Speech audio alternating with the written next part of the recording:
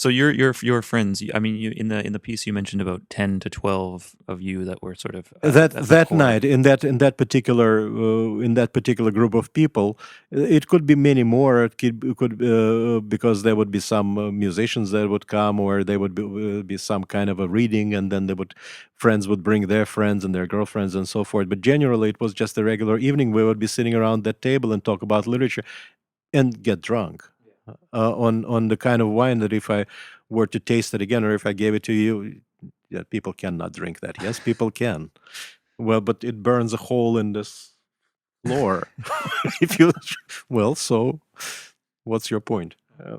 Would you say that many of you were the same situation as you, where they had come from maybe a middle class family and Oh, they the had majority. chosen to? I would say that many, of course, many had majority came from middle class families. And So they were choosing to do the same as you to yeah, work a lower class job. yeah, yeah. Yeah.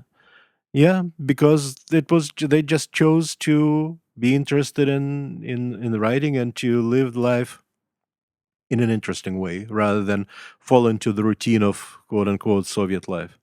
And so was it sort of peppered at the time by making these close acquaintances, and then one day they might be gone because they might have moved away, been accepted No, somewhere, and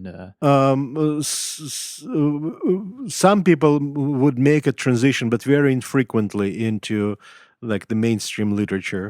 oh, I meant like they had like you were saying you were applying for emigration at the Yeah, but I time. was the only. I was. There were very few of those. No, that was not routine. People didn't. You being an ordinary Soviet citizen, you couldn't just walk in and say, "I'm applying to emigrate."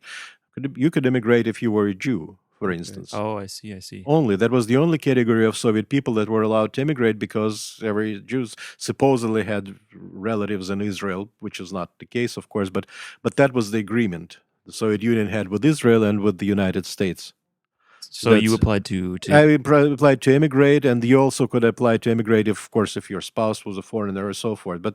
But the number of instances that where you could apply to immigrate was severely limited. Nobody could just walk in and say, you know what, I want to move away. Well, I wondered about that. Yeah, I mean, No, of I course went. not. Yeah.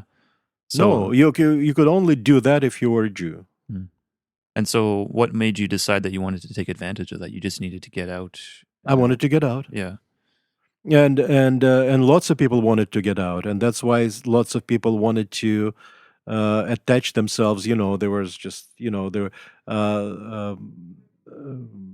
Some people would look for Jewish people to marry fictitiously to just get out of the country. Some people would be looking for foreigners to marry to get out of the country. There was the significant segment of the population in the country were looking for ways to get out of the country, Yeah. but there were no such ways. I first applied to Israel, but then I married a foreigner, an Okay. American, and then I applied to immigrate in 1981, and then I got out in 1986. Hmm. So 5 years. 5 years. Years of living in a limbo of sorts, where you had already revealed yourself to be in like an anti-Soviet element, enemy Right. of the people, but you're still a Soviet citizen. So, it's a precarious situation. So you better not push your luck by being too loud or too vocal, too assertive.